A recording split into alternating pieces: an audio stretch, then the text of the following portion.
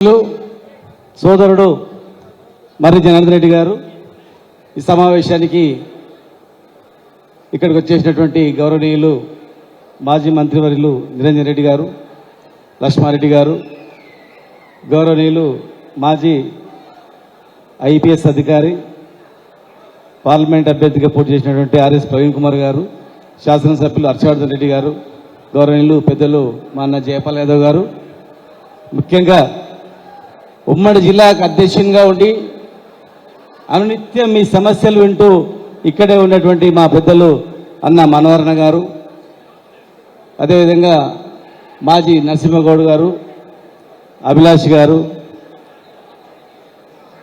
మన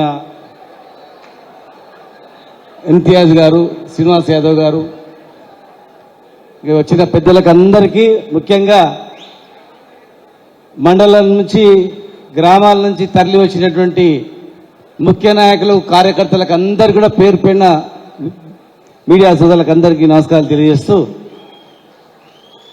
అచ్చంపేటకి ఎప్పుడు కూడా ఒక డెవలప్మెంట్ మీద వచ్చినాం. ఒక కార్యకర్త చనిపోతే ఫోన్ చేస్తే ఒక గంట లోపల వచ్చినాం. ఆ రోడ్డు పక్కల ఎవరో చనిపోతే, మల్లెల తీర్థంలో గెస్ట్ హౌస్ కావాలంటే శాంక్షన్ చేసి వచ్చినాం. అక్కమాదేవి గోలకు వచ్చినాం. స్టేడియం అంటే స్టేడియంకి వచ్చినాం. అనేక సందర్భాలు వచ్చినాం. కానీ గిట్లా ఇటువంటి కార్యక్రమం వస్తారని ఎప్పుడు ఊహించలే. పార్టీ ఇడిచి వెళ్తాడు అనుకోలే. ఎందుకంటే చాలామంది అధికారం పోగానే 10 మంది వెళ్ళిపోయారు. ఆ తర్వాత కొంతమంది పోవాలని చూసిండ్రు. కానీ ప్రజానాడు చూసి అయ్యో పోతే మనం ఆగమైపోతామని చెప్పి హుషారు పడి ఉన్నారు. కానీ ఇవాళ ఇంత పెద్ద ప్రజలు ఉవ్వెత్తున కేసీఆర్ మళ్ళా ముఖ్యమంత్రి కావాలని ఏ టీవీ ఆన్ చేసినా, ఏ సోషల్ మీడియా పెట్టుకున్నా కానీ కేసీఆర్ని దేవుడిలా కొలుస్తున్నటువంటి ఈ తరుణంలో మరి మిమ్మల్ని అందరినీ వదిలిపెట్టిపోవడం చాలా దురదృష్టం. సరే, రాజకీయాలు అన్న తర్వాత వ్యక్తిగతంగా ఉంటాయి. ఒక రాజకీయ నాయకుడు తెలివిగా వివరించుకొని ఉండాలి. కానీ మరి ఆయన ఏం ఆలోచన చేసిండో ఆయన వ్యక్తిగతం అది. ఇక చాలామంది చెప్పింది కనుక నేను అందులో పోను. కాకపోతే ఇది టీఆర్ఎస్ పార్టీ అంటే ఈ దేశంలో చాలా పార్టీలు ఉన్నాయి, చాలామంది ముఖ్యమంత్రులు ఉన్నారు. కానీ ఎవడో పార్టీ పెడితే మారుకుంటా 5 ఏళ్లకో 2 ఏళ్లకో పార్టీ అధ్యక్షుడు అవుతాడు, ముఖ్యమంత్రులు వస్తుంటారు పోతుంటారు. కానీ ఇది మన పార్టీ, తెలంగాణ తెచ్చిన పార్టీ, తెలంగాణ గురించే పుట్టిన పార్టీ, తెలంగాణలోని పేద ప్రజల గురించే ఉన్నటువంటి పార్టీ. తెలంగాణ తెచ్చిన నాయకుడే ఇక్కడ ముఖ్యమంత్రిగా 10 సంవత్సరాలు పరిపాలించినటువంటి పార్టీ మనది. స్వాతంత్ర ఉద్యమంలో పాల్గొన్న తర్వాత, స్వాతంత్రం వచ్చిన తర్వాత ఎంత సంతోషంగా నేను స్వాతంత్ర ఉద్యమంలో పాల్గొన్నా, జెండా పెట్టినా, జైలుకు పోయినా అని చెప్పి గొప్పగా చెప్పుకున్నారో, ఈ తెలంగాణ ఉద్యమాన్ని కూడా స్వాతంత్ర పోరాటంగా భావించి ఎంతో మంది కొట్లాడి జైలులకు పోయి సంతోషంగా చనిపోతుంటే కూడా రైలుకు అడ్డంగా పోయి జై తెలంగాణ అని చెప్పి చనిపోయినటువంటి వీరాది వీరులు ఉన్నటువంటి గడ్డ ఇది. ఒక విలేకరి భువనగిరిలో బస్సుకు పోయి గుర్తుకున్నాడు జై తెలంగాణ అని చెప్పి. ఇంకెన్ని రోజు బానిస బతుకులు బతకాలి, తెలంగాణ నా సావుతర తెలంగాణ వస్తాయని చెప్పి ఇక్కడనే పక్కల కల్లకుర్తిలో కూడా యాదిరెడ్డి అనుకుంటా, యాదిరెడ్డి చనిపోయినటువంటి, మరి ఇంతమంది అమరులైనటువంటి గడ్డ ఇది. కష్టపడి తెచ్చుకున్న తెలంగాణ ఇది. ఇలా ఏమైపోతుందో ఆలోచన చేసుకోవాల్సిన అవసరం ఉంది. ఇంత నికార్సినటువంటి నాయకులు ఇక్కడ ఉన్నారు కదా, ఒక్కసారి ఆలోచన చేయాల. తెలంగాణ 10 సంవత్సరాలు తెలంగాణ రాకముందు ఎట్లా ఉండే, అచ్చంపేట తెలంగాణ 10 ఏళ్ళు వచ్చిన తర్వాత ఎట్లా ఉండే, ఈ రోజు ఎట్లా ఉండే, ఒక్కసారి ఆలోచన చేసుకోవాల్సిన అవసరం ఉంది.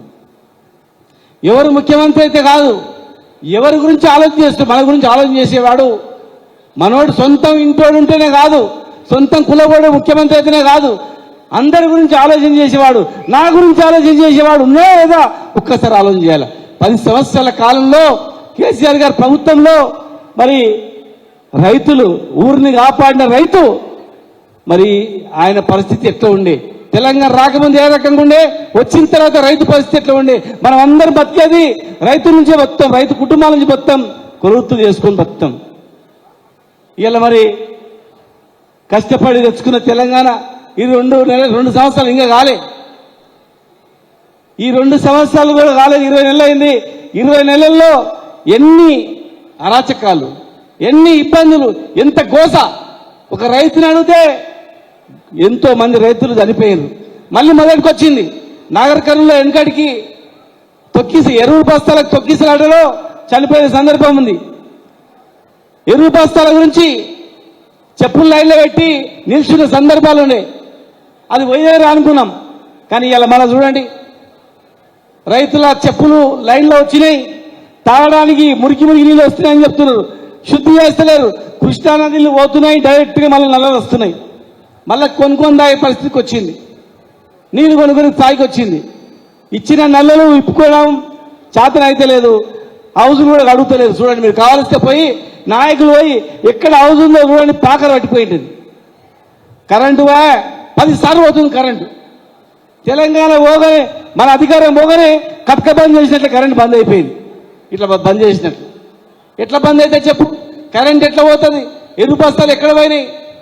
మళ్ళా మొదటికి వచ్చింది వ్యవహారం. ఇవాళ ఎవడైనా ఊర్లో 50 ఎకరాలు 10 ఎకరాలు ఉంటే అవసరానికి బిడ్డ పెళ్లికో చదువుకో 1 ఎకరం అమ్మడమంటే కొనేటోళ్ళు లేడు, చూసేటోళ్ళు లేడు. ఓ ప్లాట్ అమ్మడమంటే కొనేటోళ్ళు లేడు. ఎవరు బాగుపడ్డారు చెప్పు? ఎవరు సంతోషంగా ఈ రాష్ట్రంలో, ఈ అచ్చంపేటలో ఎవరు సంతోషంగా ఉన్నారు? ఓట్లు వేసినా ఎవరు అడగండి, నీ విలువ ఎంత తగ్గిపోయిందో, నీ భూమి విలువ ఎంత తగ్గిపోయిందో, నీ ఓటు వేసుకొని నీ గవర్నమెంట్ తెచ్చుకున్నందుకు నీ ఆస్తి విలువ ఎంత తగ్గిపోయిందో ఒక్కసారి ఆలోచన చేసుకోమని చెప్పండి. మీరు ఇలా ఉన్నారు ఇంతమంది. ఒక ఇల్లు ఉంటుంది అచ్చంపేట్ల, లేదంటే లింగాల్లో ఒక ఇల్లు ఉంటుంది. ఆ ఇల్లు విలువ 20 నెలలకైనా ముందు 1 ఎకరం భూమి, నీకున్న ఎకరా భూమి, అర్ధ ఎకరా భూమి 20 నెలలకైనా ముందు ఎంత ఉండే చూడండి. తక్కువ 30 లక్షల ఎకరం ఉండే. ఇలా అడగండి ఏమన్నా 15 లక్షలు కూడా ఓడుకోడు. అంటే నీవు ఓటు వేసుకొని నీ ఆస్తి విలువ నీవు అర్ధ ఎకరం ఉన్నా కూడా 10 లక్షలు తగ్గించుకున్నావు. మేము పెంచుకుంటే పోయినా వీళ్ళు గుంజుకుంటా రోడ్ల మీద పడేసింది. అది పరిస్థితి. ఇలా కొత్తగా తెలంగాణ కాదు దేశం మొత్తం నడిచేది ఏం తెలుసా? ఎలా ఏ పార్టీ నోట్లో చూసినా ఏమినిపిస్తుంది? బీసీలకు మేము అది చేస్తాం, బీసీ రిజర్వేషన్ చేస్తాం, బీసీలను ఎత్తుకొని అన్నం తినబెడతాం, పైన కూర్చుని పెడతాం, ఇక్కడ కూర్చుని పెడతామని చెప్తా ఉన్నారు. నిన్నగాక మన ముఖ్యమంత్రి గారు కూడా ఢిల్లీ పోయిండు. పోయేకన్నా ముందు తెస్తున్నాం, అయిపోయింది, రాష్ట్రపతిని కలుస్తున్నాం, మొత్తం రాహుల్ గాంధీ వస్తున్నాడు, ఖర్గే వస్తున్నాడు, మొత్తం 30-40 మంది పెద్ద నాయకులు వస్తున్నారు. కానీ రాహుల్ గాంధీ రాలే, ఖర్గే రాలే, రాష్ట్రపతి కూడా అపాయింట్మెంట్ ఇవ్వలే. లాస్ట్ ప్రెస్ మీట్లో ఏం చెప్పిండు? ఇక వచ్చి ఏదో 30 లోపల ఎలక్షన్ చేయాలి, ఎలక్షన్ పోతాను. ఒక్కటి గుర్తుపెట్టుకోవాలి, మీ కళ్ళ ముందు ఏమున్నదని తెలుసా? ఇప్పుడు రేపు ఖచ్చితంగా వాళ్ళు 2 నెలల్లో ఎలక్షన్కి పోతారు, ఎలక్షన్ పెడతారు. ఇలా మీకు ఇచ్చిన హామీలన్నీ కూడా గుర్తు చేసుకోవాల్సిన అవసరం ఉంది. ఇక్కడ ఉన్నటువంటి బీసీలందరూ కూడా మా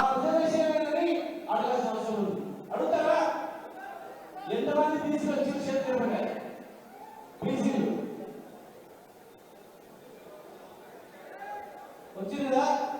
మీరందరూ కూడా గుర్తుపెట్టుకోండి, టీఆర్ఎస్ గవర్నమెంట్ లో యాదవ్ ఉంటే యాదవ్ యొక్క కులం చూడండి, ముద్రాలు ఉంటే ముద్రాలకు ఏం చేసి ప్రభుత్వం చూడండి, గవర్నమెంటే గవర్నమెంట్, రజకుంటే రజకు చూడండి, నాయకులు ఏ కులం ఉంటే చూడండి. మన ఆయంలో మీ పిల్లలు మంచి ఆస్తులను చదువుకున్నారా లేదా? మధ్యాహ్నం పోయిన మంచి కడుపులు తినడం లేదా? మండలంలో పుట్టుక వచ్చిందా లేదా? ఆదుకున్నదా లేదా? బాగుపడ్డరా లేదా? రైతు బాగుపడ్డాడు, పెద్ద రైతు బాగుపడ్డాడు, రైతు కింద మనం బాగుపడ్డాం, అందరూ బాగుపడ్డారు. ఇవాళ రైతు ఎండిపోయింది, రైతు ఆత్మహత్యలు స్టార్ట్ అయినాయి, మన బతుకులన్నీ కూడా రోడ్ల మీద పడ్డాయి. ఇవాళ మీరందరూ ఓటేసి గెలిపిస్తే మీకేమో చేస్తా అనుకుంటే ఇవాళ మీకేం చేసిండు? సున్నం పెట్టిండు. ఎక్కువ మాట్లాడితే కేసులు, సోషల్ మీడియాలో వస్తే కేసు, గట్టిగా మాట్లాడితే కేసు, బెదిరింపులు, అవన్నీ కూడా మళ్ళీ మొదటికి వచ్చినాయి. ఇవాళ మీరు ఇట్లా ఈ లోకల్ బాడీ ఎలక్షన్లో అప్రమత్తంగా ఉండకపోతే ఇక నేను ఎన్నిసార్లు ఏం చేసినా ఈ ప్రభుత్వం వీళ్ళు మళ్ళీ ఓటేస్తారని చెప్పి మళ్ళొకసారి 2 ఏళ్లలో ఇంత అయింది కదా, మళ్ళా 3 ఏళ్లలో ఉన్న 2000 పెన్షన్ పోతుంది, ఉన్న కరెంట్ పోతుంది, ఏముండదు. ఇక గుర్తుపెట్టుకొని రోడ్ల మీద పోవాల్సిన పరిస్థితి వస్తుంది. ఈ ఎలక్షన్ వచ్చినా మీరందరూ గట్టిగా ఉండి ప్రభుత్వానికి బుద్ధి చెప్తే, అరే ఇక రేపు అయిపోయింది మన పని, దింపేస్తారు. లోకల్ బాడీ ఎలక్షన్లో బ్రహ్మాండంగా బీఆర్ఎస్ పార్టీ గెలిచింది, ఇక మనల్ని ఉండనియాలని ఏ ఆఫీసర్ కూడా వాళ్ళకి మాట వినరు. ఉన్న స్కీమ్లన్నా కనీసం ఉంటాయి, ఉన్న స్కీమ్లన్నా ఉంటాయి. 3 లక్షల రూపాయలు గొర్రెలకు పైసలు వేస్తాం అకౌంట్లో. వేసిండ్రా 100 కోట్ల చేప పిల్లలు వేస్తామన్నారు. ఇప్పటికి చేప పిల్లలు ఇంకా కొనుక్కోలే. ఏ కుల వృత్తిని ఎక్కడ లేదు. మండలాలకు స్కూల్ చేస్తామన్నారు, మండలాలకు హాస్టల్ పెడతామన్నారు, గురుకులాలు చేస్తామన్నారు, ఏం లేదు. ప్రతి మహిళకు స్కూటీ ఇస్తామన్నారు, ఎక్కడ కూడా ఏం లేదు. ప్రతి మహిళకు 250 పెన్షన్ ఇస్తాన్నారు. మీరు గుర్తుపెట్టుకొని మర్చిపోకండి దయచేసి. ఎవరికి ఏం చేయలేదు, కేవలం అబద్ధాల మీద ప్రభుత్వాన్ని నడుపుతున్నారు. అబద్ధాల మీదనే ఇవాళ గవర్నమెంట్ నడుస్తుంది. మీరు అదే ధ్యాసలో ఉండి మీరు మర్చిపోతే వాళ్ళు ఇక మనం అబద్ధాలు చెప్పాలి, ఒక్క పని చేయొద్దు, అప్పుడే మా ఎంబడి ఉంటారా వీళ్ళని చెప్పి మళ్ళీ విషయం చూసినావా, రేపు మళ్ళీ ఎలక్షన్ లోపల ఉన్న వీకేస్తేనే వీళ్ళు మనకు ఓటేస్తారు, ఉన్న రైతు బంధు వీకేస్తేనే రైతులు ఓటేస్తారనే భావన కలుగుతుంది. మీరు ఎప్పుడైతే ఏ రాజకీయ నాయకుడైనా కానీ తప్పు చేసినప్పుడు మీరు వాత పెడితే ఇమ్మీడియట్ గా సర్దుకుంటాడు. తప్పు చేసినా క్షమించి మళ్ళీ ఓట్లు వేస్తూ పోయినామనుకో మళ్ళీ ఏముండదు. కనుక ఇవాళ మన ప్రభుత్వం కేసీఆర్ గారి నాయకత్వంలో 10 సంవత్సరాలు అందరికి చేసినాం. మరి రాబోయే రోజుల్లో రాబోయే ఎలక్షన్లో ఖచ్చితంగా ఒక ఈ కులం ఆ కులం అని కాదు, అన్ని కులాలకు కూడా చెక్క కలిగింది. అన్ని కులాలు కూడా రోడ్డు మీదకి వచ్చేసినాయి. అందరు కూడా ఇక ఈ 3 ఏళ్ళు ఏమైపోతారో తెలియదు. హాస్పిటల్లో మందులు లేవు. మొన్న చూసిన అంబులెన్స్ లో ఊపిరాడక ఆక్సిజన్ లేక చచ్చిపోయింది. అటువంటి ఘోరాలు జరుగుతాయి. ఇంకా చాలా వరకు పేపర్లు రాస్తారు భయపడి, ఎందుకు వచ్చిందిరా భయ ఇంకా 3 ఏళ్ళు ఉంది కదా అని. చూడండి 2 ఏళ్ల తర్వాత రాస్తారు చూడు, వాళ్ళు మొత్తం ఉన్నది ఉన్నట్టు రాస్తారు. అలాగా అయిపోతుంది కదా అని. ఎవరిని అడిగినా ఈ రాష్ట్రంలో ఈ ప్రభుత్వం ఎన్ని రోజులు ఉంటాయంటే గింటే మా అంటే 3 ఏళ్ళు ఉంటుంది, అంతదాకా ఉండదు. ఇక మధ్యలో ఈ లోకల్ బాడీ ఎలక్షన్లో మొత్తం గెలిచిందనుకో ఇంకా పబ్లికే దింపే పరిస్థితి వస్తున్నటువంటి ఆలోచన కూడా చూస్తున్నాడు. కనుక దయచేసి మీరందరూ ఐక్యమత్యంతో ఉండాలి. మేము ఇక్కడ నిరంజన్ రెడ్డి గారు కానీ, లక్ష్మీరెడ్డి గారు కానీ, జయపాలన్న మీకు పక్కనే ఉంటాడు, హర్షవర్ధన్ రెడ్డి గారు కానీ, జయంత్ రెడ్డి గారు అయితే మేము వచ్చేటప్పుడే చెప్పినాం, ఫోను ఎత్తుతున్నా, మొత్తం ఎత్తుతున్నా, వేరే ఫోన్ అనుకొని కూడా అన్ని ఎత్తుతున్నా, కంపల్సరీ ఎత్తుతా, ఫుల్ టైం ఇస్తా అని చెప్పి అన్నాడు. మరి ఆర్ఎస్ ప్రవీణ్ అన్న ఉంటాడు, మేమందరం ఉంటాం. మీరు ఖచ్చితంగా మీరు హైదరాబాద్కి వచ్చే ఆపదున్నా మా నెంబర్లన్నీ ఆయన చెప్తాడు, వాళ్ళ ఆఫీస్లో రాసి పెడతాడు. ఎవరికన్నా వరకు తగులుతుంది ఫోను. హైదరాబాద్లో ఉన్న హాస్పిటల్ ప్రాబ్లం ఉన్నా ఇంకేదన్నా మేమందరం కూడా మీకు సహాయం చేస్తాం, ఏ ఆపద చేస్తాం. మీకు మీద ఏదైనా ఇట్లా కేసులు దాడులు చేస్తే చెప్పండి, మళ్ళీ అందరం వస్తాం. గ్యారంటీగా మీరు మెసేజ్ పెట్టండి, ఒక గ్రూప్ క్రియేట్ చేయండి, చేసి మాకు చెప్తే ఖచ్చితంగా మేము అందరినీ ఆదుకుంటాం. అనునిత్యం ఆయన జీవితం మొత్తం కూడా మనోరన్న మీకే అంకితం. లైఫ్ మొత్తం కూడా పార్టీకి పనిచేయడం, క్రమశిక్షణతో ఉండడం. మీకు ఏ విషయం ఆయన చెప్పినా మాకు ఆయన సమాచారం అందిస్తాడు. జగన్ రెడ్డి గారు మీకు ఎప్పుడు అందుబాటులో ఉంటాడు. కేసీఆర్ గారు, కేటీఆర్ గారు ఖచ్చితంగా రేపు రాబోయే రోజుల్లో కేటీఆర్ గారు కానీ, హరీష్ రావు గారు వస్తాడు. ప్రత్యేకమైనటువంటి శ్రద్ధ మీ పైన చూపిస్తారు. మేము అన్ని రకాలుగా అండగా ఉంటామని చెప్పి మరొకసారి మీ అందరికి తెలియజేస్తూ జై తెలంగాణ, జై తెలంగాణ, జై కేసీఆర్.